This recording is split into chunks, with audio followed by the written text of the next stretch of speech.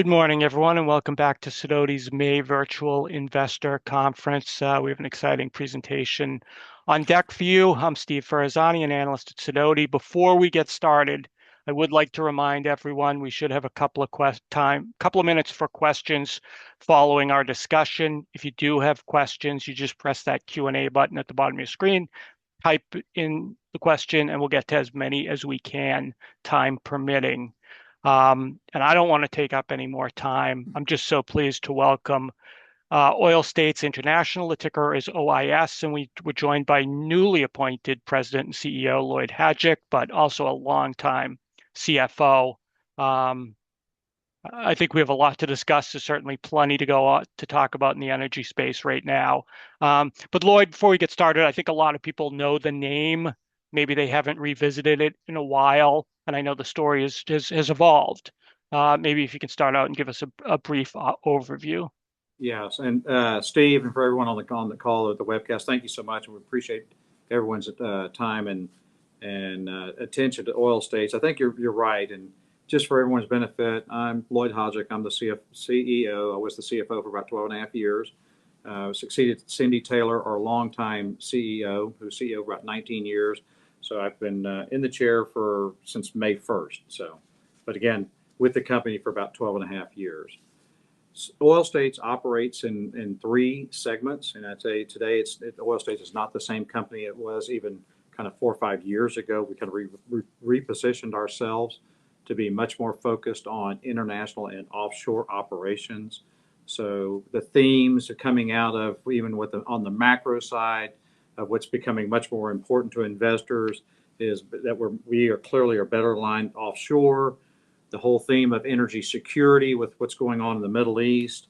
So traditional hydrocarbon, traditional oil and gas, as well as our businesses that are geared to engineered technology for military applications, as well as some of the transitional opportunities. I mentioned the three segments that we operate in. Our offshore manufactured product segment is probably our longest legacy segment in the business. It dates back to actually to the 1940s.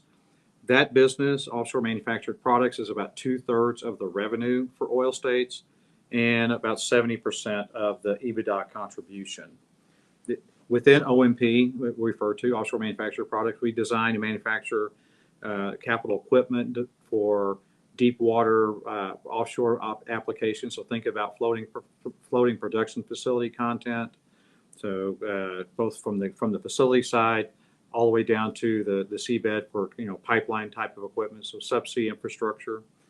We also manufacture and sell top equipment, so cranes and on the top sides of these production facilities. And again, that's within this business, we do have applications that we sell content into primarily the U.S. military for naval applications. And then we also have some applications on the more transitional space in subsea mineral harvesting, as well as developing an offshore wind application, a platform for offshore wind. Our next segment, completion and production services. This is the area that I say we're not the same company as we were even just a couple of years ago. We spent the last couple of years exiting a number of underperforming or non-performing business lines, primarily on U.S. land that were focused in this particular segment. So where we are today, we have high-graded the businesses within that segment. We still have some element of U.S. land services, but much of this is a kind of a rental model with extended reach completions technology, international applications, as well as offshore with the Gulf of America. And again, that business is about, call it 15% of the revenues and about a quarter of the EBITDA contribution. Last segment, downhole technologies. It's a downhole consumable products business, so manufacturing led as well. And again, it's about 20% of the revenues. Lesser so in the EBITDA contribution. It's been the business that's been challenged for us over the last couple of years. It manufactures or perforating products, so think about guns and charges, as well as frac plugs. So on the completion tool side, as well as the perforating side, this is the area that we've dedicated a significant amount of management attention to over the last couple of years. We, like other product providers or manufacturers have had real challenges within the U.S. land complex. We redesigned our perforating portfolio, so we have new gun systems and that are out in the market that are gaining tremendous market share and customer acceptance. And challenges there we've had in this business is last year on the tariff regime, us as well as other suppliers import a lot of product in from China. And then this year, the challenges in some of the raw material inputs, primarily powder and tungsten. No shock that there's a significant amount of powder that are going into munitions that are being used in the Middle East. So challenges there. We have developed a roadmap for that business, for that segment, to really get it back on its feet, and we're really starting to see some green shoots there. And incremental land activity in the U.S. should pick up as well, considering what's happened in the Middle East. So for oil states, that's really the three segments, but more on I'd say, call it investment thesis for us or for oil states is the offshore and international growth, which we fully expect, is going to increase or going to certainly ramp here more probably 2027 once we get through what's the conflict in the Middle East and that settles down. We've high graded, as I mentioned, our domestic businesses to more stable and cash flow driven. We feel like we're traded a significant discount to our peer group. And last I looked on a 2026 multiples basis, we're at about 6.5 times. Our peer group average is about 13 times, so call it a 50% discount. Historically, Oil States has been very much of a free cash generating company. Last year, great, strong free cash flow, a lot of working capital. In our Bloomberg estimates, and these are Bloomberg, not Oil States estimates, our free cash flow yields about 7%. The peer group is a little under 2 or 2, call it sub 3%. So strong free cash flow generation, which for us is would be valuable for an investor. And again, just the investment opportunity, the long-term macro and driving demand, again, international and offshore, heavily weighted to international offshore, to about 75% of our revenues by destination are non-U.S., so international offshore. We've really strategically transformed the business mix, as I mentioned, high graded that, and stronger EBITDA contribution or margins coming out of the completion and production services segment. Free cash flow, I think we have a superb balance sheet. We paid off our convertible senior notes on April 1st. We were net cash at the end of March by $4 million, so effectively no debt. And as I mentioned, just a very attractive valuation on an EBITDA multiples basis compared to our peers. Steve, I covered a lot there. You did. You covered an awful lot. There's plenty of questions that can come out of that. Sure. Thanks so much, Lloyd. But you kept it brief. So start out with, I think, probably the big point you brought up in the overview, which is the transformation you've undergone, particularly for folks who maybe haven't checked in on the company in a few years. It's a significant transformation of the last 3 or 4 years. Walk us through why you decided to become more focused on international and offshore, pull back in terms of your exposure to U.S. land, and how far along you are now in that transformation.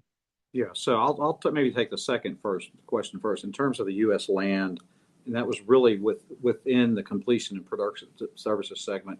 We actually had the segment name as Well Site Services up until a couple of years ago.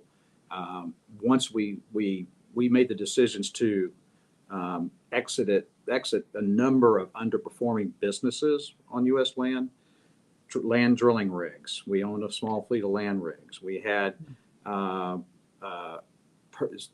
flowback and well testing businesses. So these are in high employee-based businesses, very low margins, highly commoditized, and essentially consumed a lot of capital within the frac and well testing, a lot of capital, very low to no return. So very little, if any, free cash flow and very low or subpar returns on invested capital. And we are an ROIC-driven business or company. So once it does not meet the hurdle rates, we're going to decide to do something with it. Either we're selling it or exiting it and selling off the assets, selling off the facilities associated with it. So that's been the last 24 months or so. And I would say the last couple of 2-3 quarters, you've seen that popping up in our results. Now, the revenue contribution from business is smaller, right? But the margins are around 30%. I mean, we did 29 and at 29 and a half in the first quarter, and we've guided to, low to low, low 30s, on a forward-looking basis, right? So that's been one. So purely, I'd say it's economics driven, Yeah. and has allowed us to pivot more and certainly preserve from a capital allocation perspective, not allocating so much capital into those low performing businesses. So Okay. that's what's really largely driven our exposure to international and offshore. So with where we were about 4 years ago, we were about 50% U.S. land in terms of revenue and 50% international and offshore. And the way we look at international and offshore, we're manufacturing equipment here in the United States that's going for offshore applications. So we look at that as international or offshore revenues, depending on if it's land or deep water, right? That's now 75% of the business as opposed to being 50-50. These are higher grade customers, stickier margins, longer duration type projects. And again, it's manufacturing led. As I mentioned earlier, offshore manufactured products is 2/3 of the revenue. It's manufacturing led. So, and in terms of capital allocation into that business, Yep. it's maintenance CapEx absent building out new facilities, which we just completed one in Indonesia. So that's been the kind of, I say, the strategic pivot, strategic focus is focusing on those longer duration, higher margin businesses that historically generate higher levels of free cash flow. The downhole technologies business is a downhole consumable products. Again, it's manufacturing led. That's the business that I mentioned has had its share of challenges, notwithstanding any of our other competitors in the market or peers in the market. But we're seeing we're seeing turnaround there too. Again, we revamped our perforating systems and enhanced the technology, seeing really good customer uptake with that. So I think that's, with the roadmap that we've developed for that business, seeing it, transition into a higher grade, higher performing business. It's just taking some time. We've got to still work through some of these issues in terms of our, kind of raw material inputs and cost structure. I mean, and part of this is particularly with offshore projects, you have far greater visibility. Typically, a lot of what you're in now is less competitive, so theoretically, less pricing pressure, better margins. All of those true? Yes, it is, and that's why in offshore manufactured products, but in that segment, we have generated historically around 20% EBITDA margins. There are some periods where it has been below that. There are some periods that's been above that. And I think that one's going to be driven along based upon your levels of backlog, which is going to generate throughput to your facilities and absorption. So we could see those margins moving higher, or lower to mid 20s. But from a guidance perspective, 20% EBITDA margins, and that's the business that generates all the free cash flow. Yeah, yeah. So you've completed the transformation, or largely, you've reset sort of your business and product lines. That being said, coming out of Q1, there was some pressure on your stock. Can you talk a little bit about the Q1 results and maybe what investors might be missing?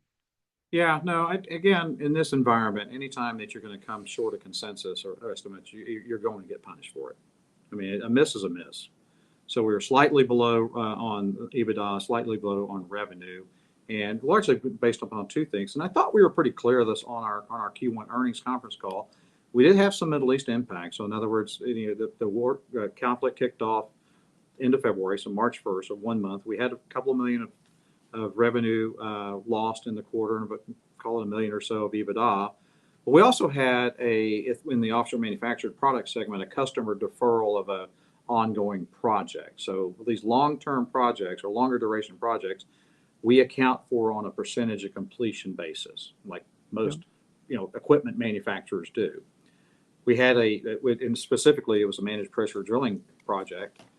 Customer had designated a particular rig for the equipment to be deployed on. That rig, they were switching that rig out. They were trying to source another rig. They asked us to pause the project, and we said, obviously fine with the customer, but that did cost us, I want to say $4.5 million of revenue and probably $1.5 million of EBITDA.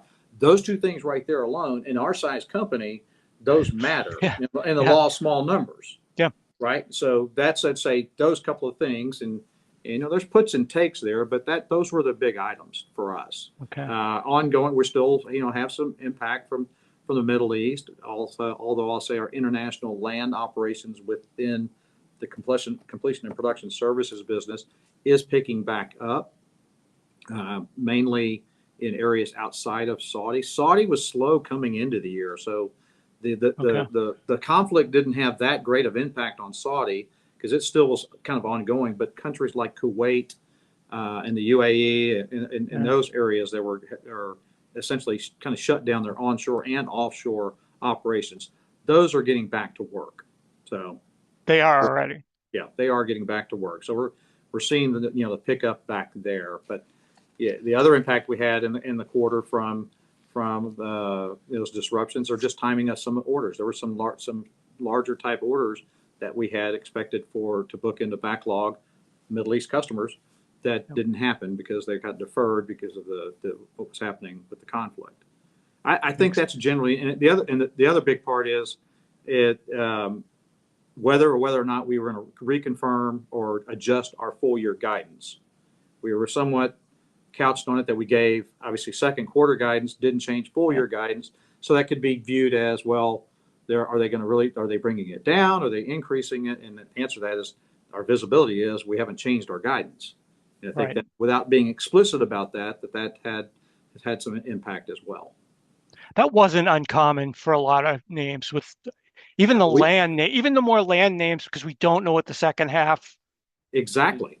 So whenever we're given information on these calls, and hand on heart, we're giving you the best information that we have with us at that particular time, and we're Yeah. not going to go out on limbs and prognosticate on things that could or could not happen with the level of uncertainty that we're Yeah. facing in the second half of the year. Come our July, so our second quarter call in July, we'll have much better visibility. Yeah.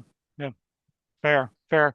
You talked about the impact in the Middle East, but as you're looking at offshore and international, do you see some better long-term growth opportunities as you're looking Oh, ahead?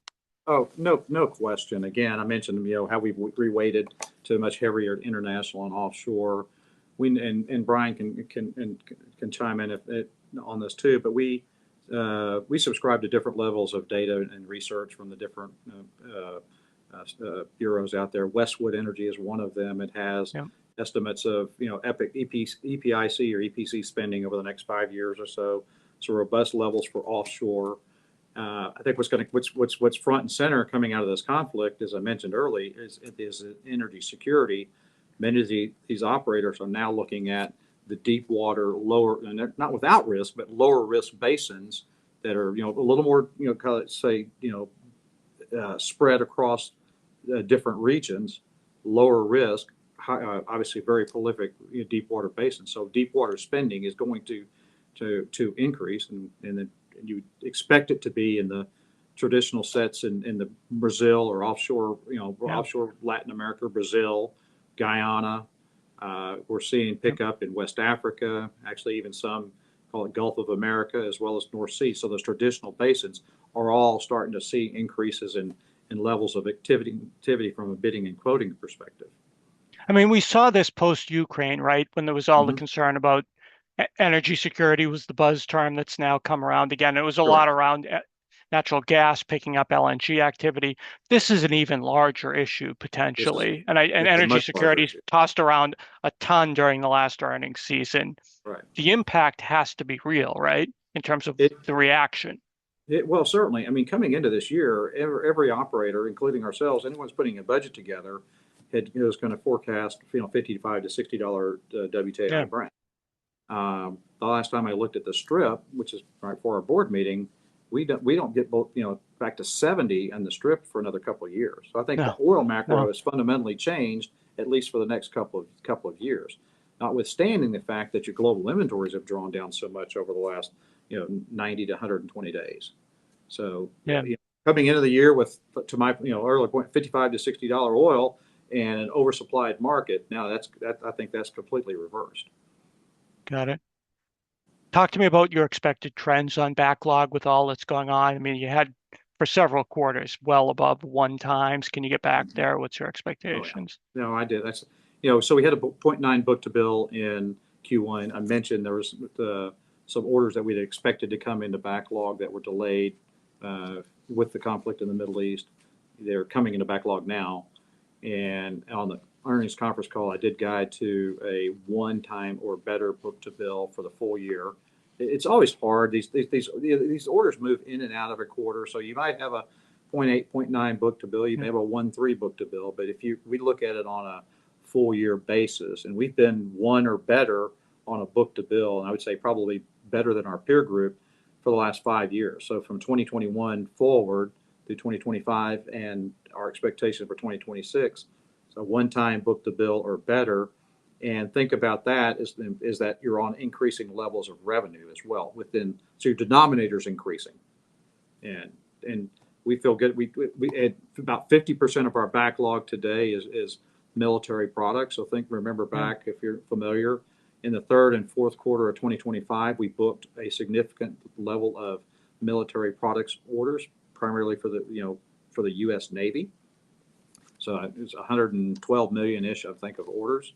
So that backlog is a longer duration backlog, meaning these are block orders that were let or given or sent out by our customer and the U.S. Navy that are they're fulfilled over about a 5 year period. So historically, backlog would convert to revenue in the forward 12 months would be about a 70% conversion rate. 65-70% of backlog would convert to revenues in the forward 12 months. That's weighted down a little bit now with the longer multi-year products orders from military. So I'd say it's around 50-55%. That's a net positive for us because I mean the military products awards are still at comparable margins to the product set within the business. We do have some questions coming in about if you could talk a little bit about how you ended up in the military products market and what exactly you're Mm-hmm. doing in that market. Yeah, I have to be somewhat careful there. Uh, Fair.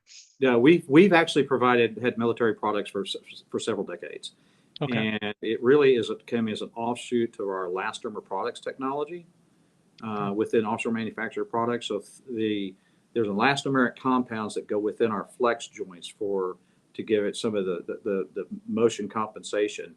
There's also that, so that was that elastomer products content was then morphed into products for naval applications. So think Okay. about these are particular for vessels, and we refer to them as acoustic dampening or shock mounts, where you reduce the vibration or noise footprint on a vessel, where you bring these coupling these connections together.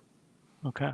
But we've been providing content to the military, and not only U.S. but other Right. military, mostly naval applications, almost all. I'll just say all Oh, naval applications. got it. Got it. That's helpful. You know, when we talk oil field services, technology doesn't come up a lot. Investors don't tend to, I know when I'm talking to investors, it's not a conversation I have a lot, but it does matter, and companies do like to point out the differentiation. Can you talk a little bit about your technology and how it can drive growth? Yeah, so it does, and I'll step back in the offshore manufactured products business. Again, we're very much technology driven. We've been going back to our original flex joint product that is basic. It should be probably on every deepwater drilling rig and on most floating production systems. So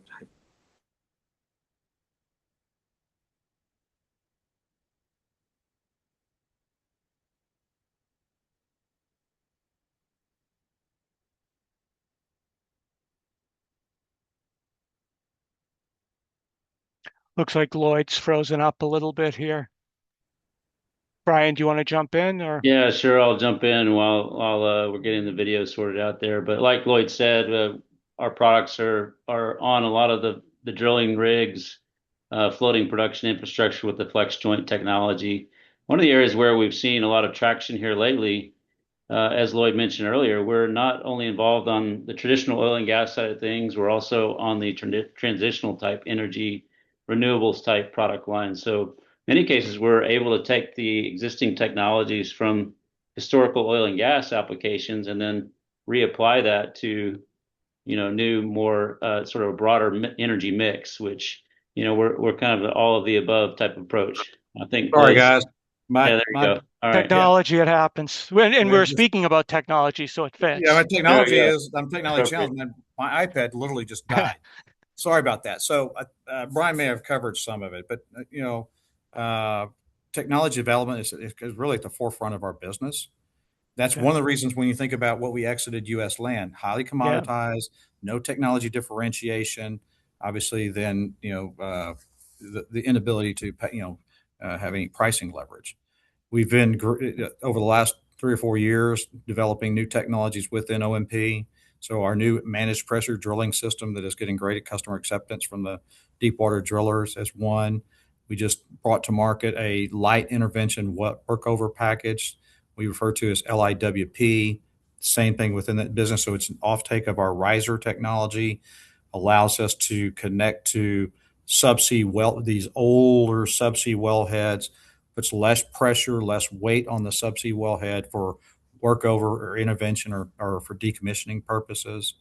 Mentioned are some of the kind of non-oil and gas plays we're involved in, subsea mineral harvesting or subsea mineral mining. Yeah. We have riser technology associated with that. Obviously, President Trump's executive order that he signed last year has created a tremendous amount of interest in that, and that's area where we're actually selling equipment, and that's not theoretical. That's actual applications for us. Yeah.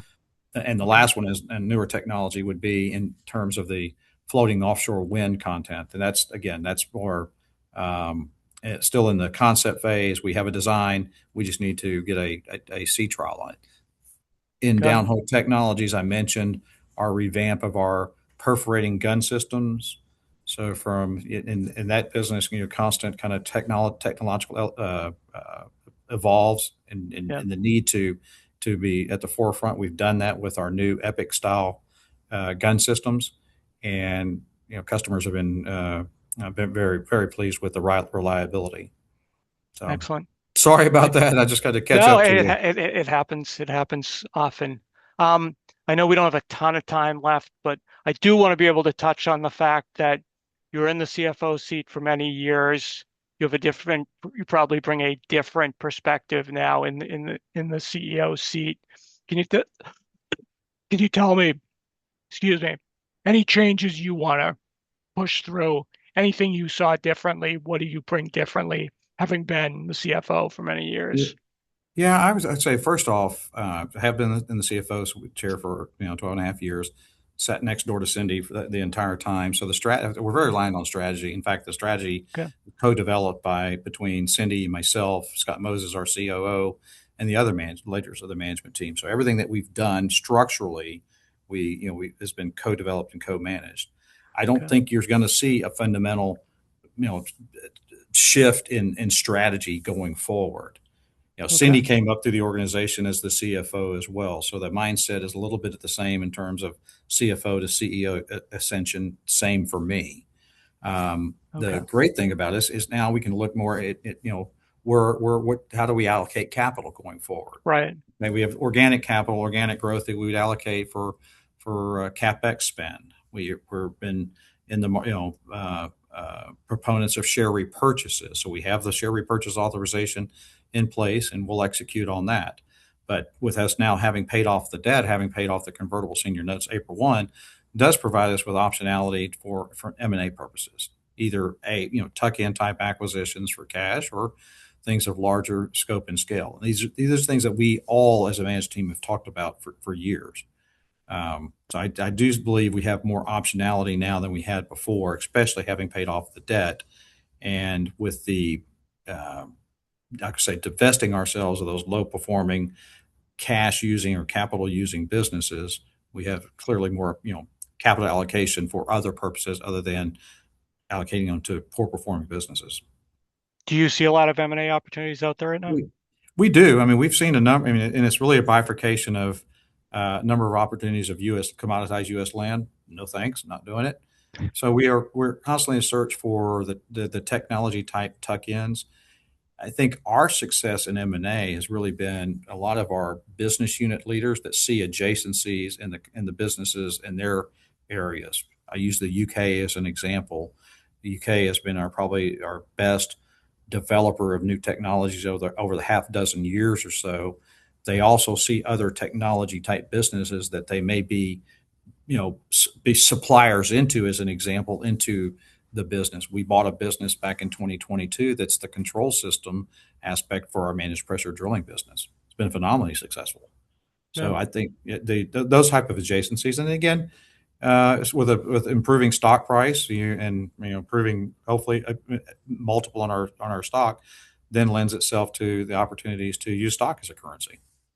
excellent, excellent. I know we are kind of past time here. Um, we covered a lot of terrain in this last half hour, and there's just so much going on right now. We could have done this for another half hour, but Sure. at least give you a chance. What do you hope people watching today walk away from with the oil state Yeah. story? Well, I want to just say, kind of reiterate from my opening comments. I mean, we are different than we were just 3 or 4 years Yeah, ago. I think we're a much uh, uh, better aligned company in terms of what to go forward on the margins and the cash flow, which translate into an improved investment thesis for those that are listening to the call. I can't stress enough the free cash flow generation of the business, the focus on the offshore and international markets, the super strong balance sheet, and the optionality that provides us to do yeah. share repurchases as well as M&A or transformational type of transactions. Excellent. Lloyd Hadrick, President and CEO of Oil States. Thanks so much, Lloyd. Appreciate it today. Steve, thank you, and thanks everyone on the call. We certainly appreciate your time. Have a great rest of your day.